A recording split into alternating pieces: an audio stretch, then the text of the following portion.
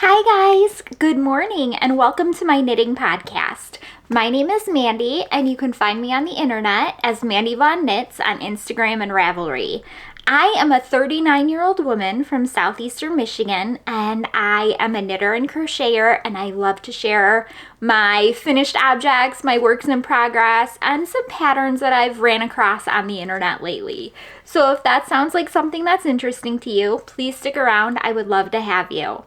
Okay, so first of all, this podcast is going to be a little bit different than it normally is. I don't have any patterns to show you guys, and I apologize so much. It is Saturday, December 21st in Mandy's world, and you guys are going to be seeing this on next Tuesday, which I'm almost positive is Christmas Eve. So if you celebrate, Merry Christmas. If you don't, Merry end of December. I hope that you guys are having a wonderful time, and I hope that you are enjoying the weather wherever you are, whether it's super sunny and warm and nice and brilliant or freezing and cold. Either way is good. I hope that you're enjoying time with your family if you guys have it. I hope you are enjoying time alone if you'd prefer that instead. Okay. So, like I said, this podcast is going to be a little bit different than normal. I have had a week. Of a lot of pain. Ever since last Tuesday, I've been in quite a bit of pain, so I'm kind of giving myself some grace and not showing patterns this week. Plus, like I said, it's the Saturday before Christmas, and we have not wrapped one gift. Not one. Okay. That is a problem for Mandy tonight. So, I'm sure you're not interested in hearing that. You would rather talk about knitting. So, like I said, I am a 39-year-old woman from southeastern Michigan, and I love to knit sweaters. I love to knit garments, and I am in fact wearing a garment that I machine knit. This is machine knit. So, before I get into any of that, let's talk about admin. So, last week I gave away a pattern prize and the person who won it did not answer. So, I am going to tag them in the comments from last week, so hopefully they will get in contact with me. But with all of that said, I'm going to give away a pattern prize this week too, because that's what we do here. We love patterns and we love to give away pattern prizes. So if you entered from last week, I will take a random comment picker and pick a comment by putting in the link, pressing the button, and I will put it right here.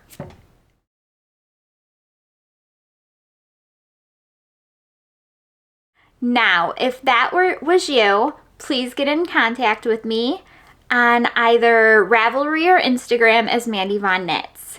Now, for anyone who's new here, every podcast I give away a digital pattern prize.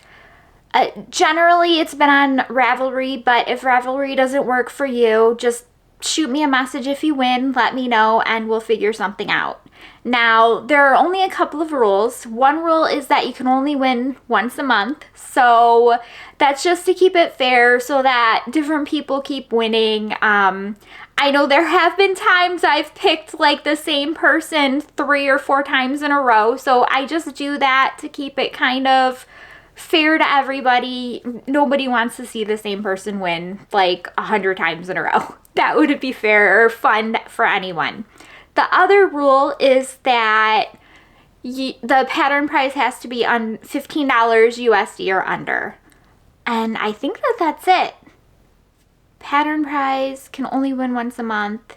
Yeah, that's pretty much it. The way that you enter, you just leave a comment down below on this video or any video that week that it comes out, and I will pick it on the next Saturday well, I'll pick it on next Sunday. So even though I'm recording today, I won't draw until tomorrow at noon, just in case somebody wants to leave a last minute comment. Okay, so like I said, if I showed your name on the screen, please get in contact with me. Let me know what pattern that you want, and I will gift it out to you. Okay, so I am wearing something that I machine knit. This was done with a crafty class, and I will link the crafty class because I don't remember what it was, and I will put up all the information for it. It was basically a class to show you how to machine knit a sweater. Now, an interesting thing about this is that it uses a folded hem here. It did use a folded hem around the neck, but I actually recorded a YouTube video back when I first started recording YouTube videos where I took out the neck because I didn't like it. It was a folded neck, and you can watch the video if you want. But I basically took out the entire neck and hand knit it with ribbing. And I really like the way that it came out. It made it much more wearable for me. And I do like the folded hems on the sleeves and on the bottom. I just wasn't a fan of it around the neck. I mean, now that I'm wearing it like this, it really does kind of make it feel much better around the neck. I'm not a big fan of like a bunch of bulk around my neck. I didn't like it. I much prefer the ribbing around the neck. So this yarn is from a yarn club that I joined from Woolly Mama Yarns. And this had to have been like 2022 maybe? Probably. And this was a mystery club where it was a skein of fingering weight yarn, and I saw the picture of the club, the inspiration picture, and it was an Australian robin. And oh boy, did I see that picture, and I was like, I want a sweater inspired by an Australian robin because that's gorgeous. So this is what the yarn that I ended up getting, and I really do like it. However, for machine knitting, and I was pretty happy I machine knit this, and I'll tell you why. Because as I was knitting it, I swapped yarn every, like, I think I swapped it every one pass I swapped the yarn. So basically back and forth, and I swapped the yarn. And I did that because I didn't want it to pool. And I thought that it came out very well doing it that way. Now with machine knitting, you have to do things like seaming pieces together. And that was good. And I did enjoy the process. I really like the finished item. I think that the gauge is way more beautiful than I could have ever hand knit. But I love my knitting machines, and I really do, but there's something about hand knitting that I just absolutely adore. So while I do machine knit and I do make sweaters, I love the feeling of being able to take my knitting everywhere. I can knit on Zoom.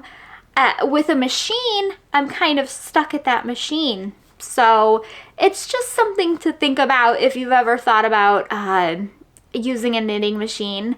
I've seen lots of like the hat knitting machines, and I have those. I have a flatbed knitting machine, and then I also have a circular sock machine, which is very complicated. Props to anybody who's really good at circular sock knitting machines. I really need to sit down and just dive into it because I'm scared. Anyways, we're not going to talk about my fears today. We're going to talk about my knitting. So let's talk about my Advent knitting that I've been doing. So if you guys watched last week, you'll know that I was working on the Stripe Buster by Amy Gunderson. And I was using my Advent from Blackbird Sycamore yarn. And the stripe buster, I'm putting up pictures, is a striped raglan sweater. And the highlight of the stripe buster is that it's knit in pieces. So what did I do? I took it out. I took all 14 inches of both pieces out and wound the yarn back up and cast on something else. Now, why did I do that, you're asking? Because I did like the front panel of the stripe buster. There are multiple reasons why I did it. The first one was that the advent that I was using was absolutely gorgeous, and it really shines if it fades. How am I trying to say this? It is a fade, a gradient. We are going from, whenever you see it, it really shines when the colors are lined up. So I was doing the front side with the colors in sequential order. I was doing the other side in non-sequential order. So that was bothering me. The appeal that I had for the stripe buster when I saw the pattern was that the colors were going to be asymmetrical.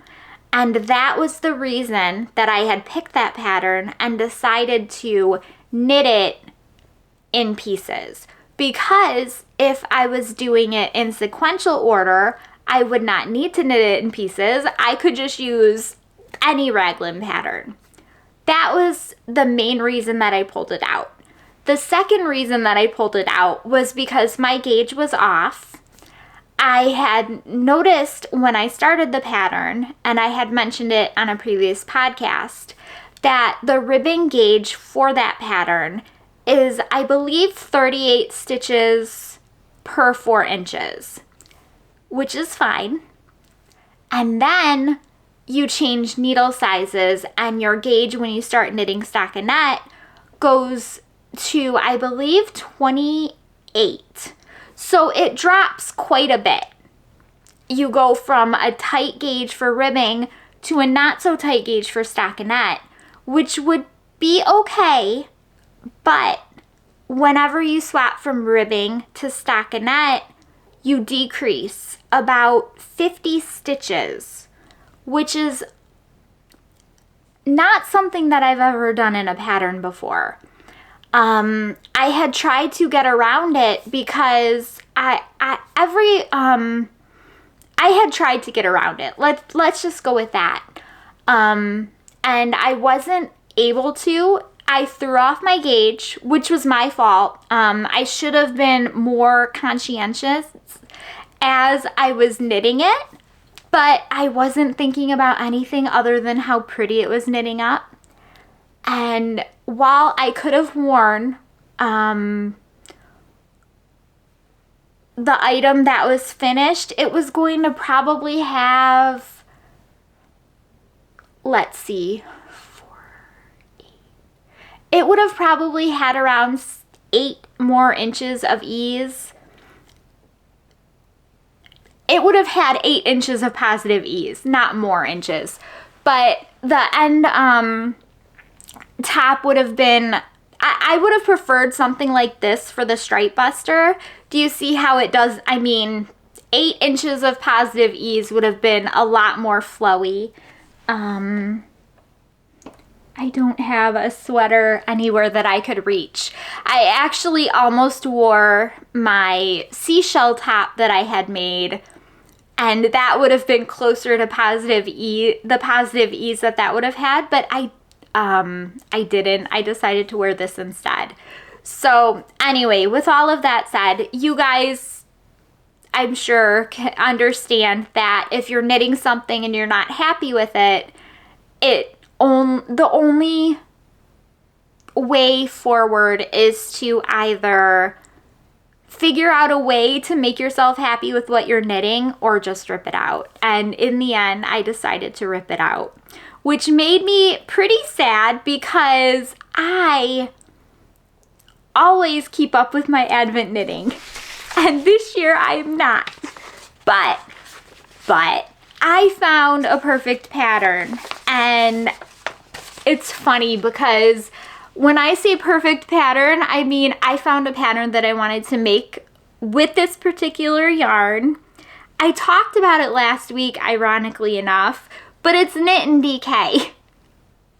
But the person that designed this pattern is amazing, and they have such great instructions that I have been able to use my fingering Advent on it. So the yarn, or the pattern that I picked out in order to make, is the Baseline Cardigan. And this is by Susanne Sommer, and they go by So Soon Knits. And I love this. Now, I am doing the striped version, but I am doing it in the Advent.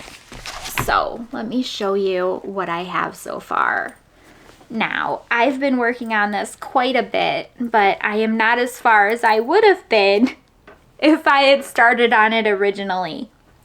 But it is what it is. I actually have it on longer needles because I have been measuring it just to make sure, because, you know, fool me once, shame on me. Fool me twice, shame on me again, because I really need to start, you know, measuring what I'm doing.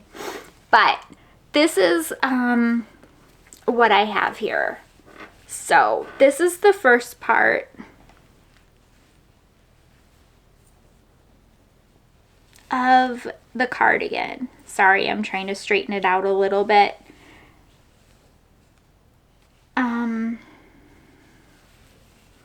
I have a little piece of thread sticking out, and it's because I wove in my ends, but I didn't cut the ends off, and now it's poking through the outside. That's okay. So this is how it goes.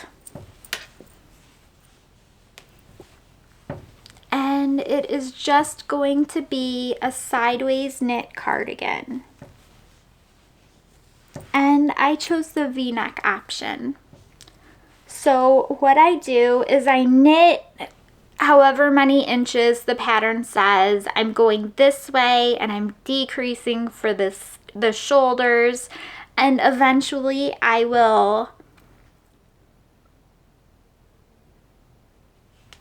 can't remember how I join the sides together, but I know the sides get joined together. So, and then I'm gonna do the other side the same way, and I will have a nice cardigan. And I really like how the colors are coming out.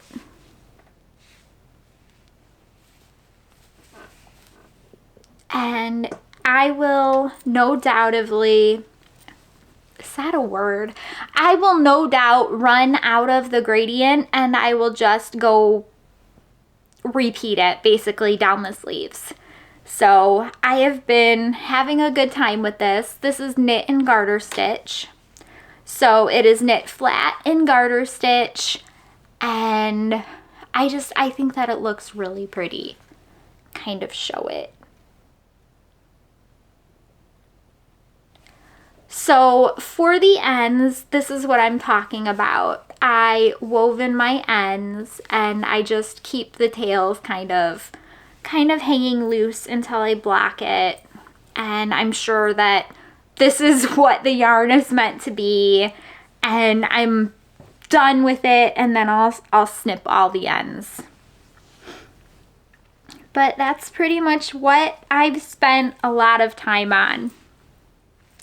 So I don't know. Like I said, I will be making the stripe buster. I will be making the stripe buster in a different, how am I going to say this? Not with an Advent, more with scrap yarn. And I think that is how I should have dealt with that to begin with. I'm having fun knitting this, and I mean, really, that's all that matters. So trying not to shake the camera. Okay, I have also been working on my test knit pullover. It's called the Wildflower Pullover, and I'm going to put up a picture on the screen so that you guys can take a look at how what the pattern looks like. This is a test knit by Andrea Gaughan, and I got picked to test knit it, and I have been having quite a bit of fun with this. I love color work, and I pulled off a whole bunch of stitches, so hang on a second. Of course, I am using Tides by Holst, and I don't know if you're familiar with them, but they make super soft, Holst super soft. So this is what I have so far, and I just have one repeat of the color work chart starting on the second one, and I am using this cream, this black, and the third color is this right here. So the second repeat of the chart is going to be in that red color. And then I will just go back and forth between the black and the red, theoretically.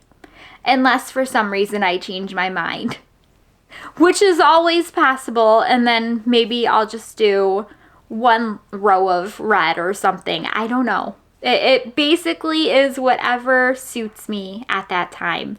I do know that after I get the second color work row, I will be blocking this to see how the yarn blooms. I did that with my swatch, and I don't know. I still want to do it with my sweater. So just to make sure that everything's on track before I spend too much time knitting this, and then whenever I block it at the end, something terrible happens. So I figured this way I'll get kind of a preview of how it's going to look after it's done, because I'm really excited about this one. I love this color work, and this sweater is steeped at the sleeves and the neck hole, and I'm using this Holst yarn, which is this Holst, it's tied, so it's 30% silk and 70% wool, and it comes on these cones, which I love. This is a ton of yarn, and I'm very excited to be able to use it for this. So I've used Super Soft before, and I've used Super Soft on an all-over colorwork cardigan. I believe it's called the Outcrop by Rachel Ilsley, and this is way softer. So if you have used Super Soft and it wasn't soft enough for you and you didn't like it, I am knitting this Holst Tides. This hasn't even been blocked yet, and it's way softer. Like, this is so soft, I don't mind it, not even kind of. And Holst Super Soft still didn't bother me, but I wouldn't consider it soft. That sounds, I would consider it more rustic. Does that make sense? I would not consider this rustic at all. So take that as you will.